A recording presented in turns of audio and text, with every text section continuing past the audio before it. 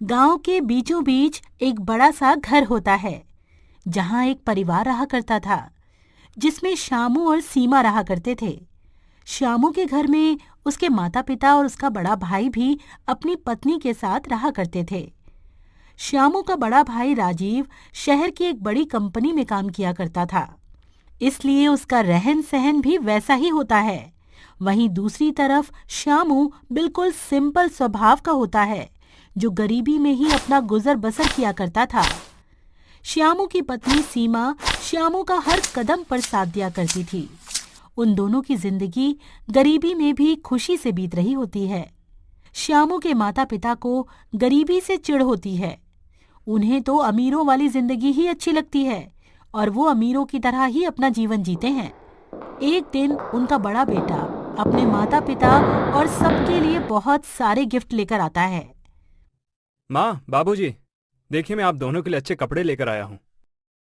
अरे वाह बेटा, इस घर में सिर्फ तू ही है जो हमारा इतना ध्यान रखता है।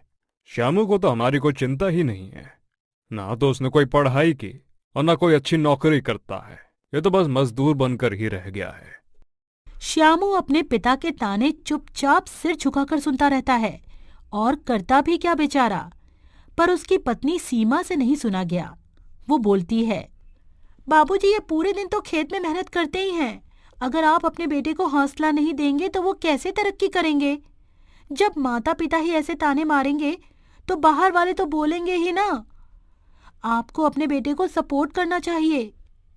अब तो सिखाएगी माँ बाबूजी को क्या करना चाहिए और क्या नहीं।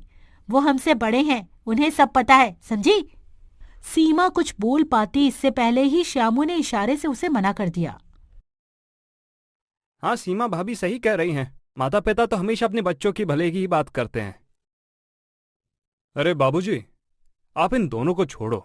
आप ये नए कपड़े तो पहनकर देखो, आप पर कैसे लगते हैं। इसी तरह दिन बीतते रहते हैं।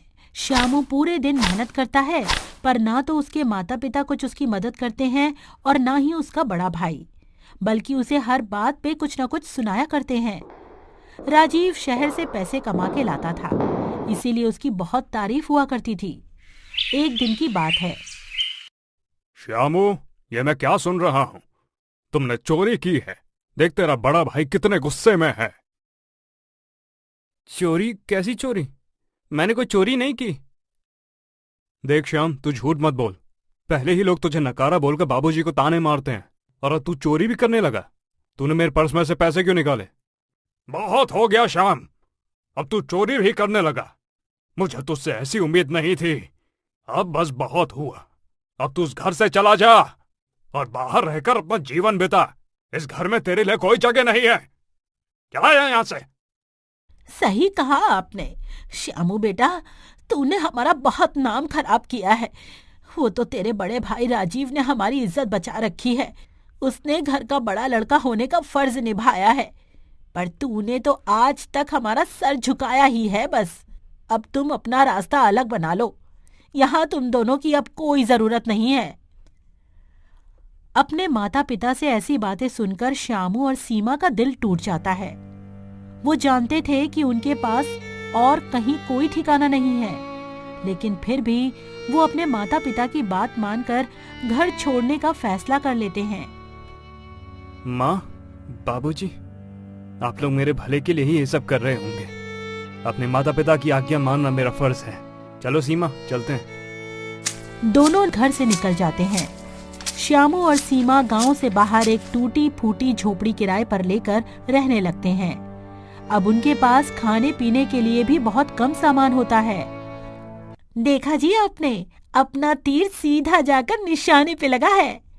अब वो नकारा श्यामू हमारे रास्ते से हट गया, समझो। सही कहा तुमने, बस बाबूजी को पता मत चलने देना। वहीं दूसरी तरफ श्यामू उदास बैठा होता है। तब सीमा श्यामू से कहती है, आप चिंता क्यों करते हो जी?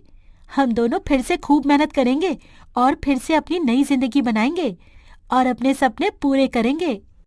तुम ठीक कहती हो सीमा। मेहनत और ईमानदारी से एक दिन हमें जरूर कामयाबी मिलेगी। फिर क्या था, रामू दिन रात मेहनत करने लगता है। कभी खेतों में मजदूरी करता तो कभी लकड़ियां काटा करता है।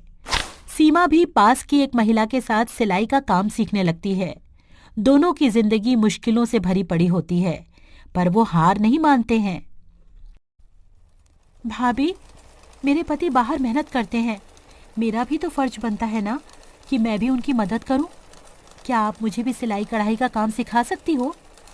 अरे क्यों नहीं सीमा, आजकल की लड़कियां तो अपने गरीब पति को छोड़कर ही भाग जाती हैं। वहीं तू है कि अपने पति का साथ देना चाहती है। तू चिंता मत कर, मैं तुझे सब कुछ सिखा दूंगी। कुछ ही दिनों में सुमन सिलाई कढ़ाई का सारा काम सीख जाती है और अब उसके पास सिलाई के बहुत सारे काम भी आने लगते हैं। अगर आप सही समझो तो कुछ पैसे मैं इकट्ठा करती हूँ, कुछ आप इकट्ठा करो और हम इस झोपड़ी के बाहर एक छोटी सी दुकान खोल लेते हैं। आप बाहर दुकान संभालना और मैं अंदर सिलाई का काम संभाल लूंगी।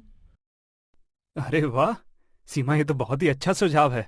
मैं दिन रात मेहनत करके तुम्हारे लिए भी एक दुकान खोलूंगा। इस तरह सीमा और शामू ने अपनी मेहनत से एक दुकान खोल ली होती है। वहां वो कुछ पैसे कमाने लगते हैं और उनके जीवन में खुशियां आने लगती हैं।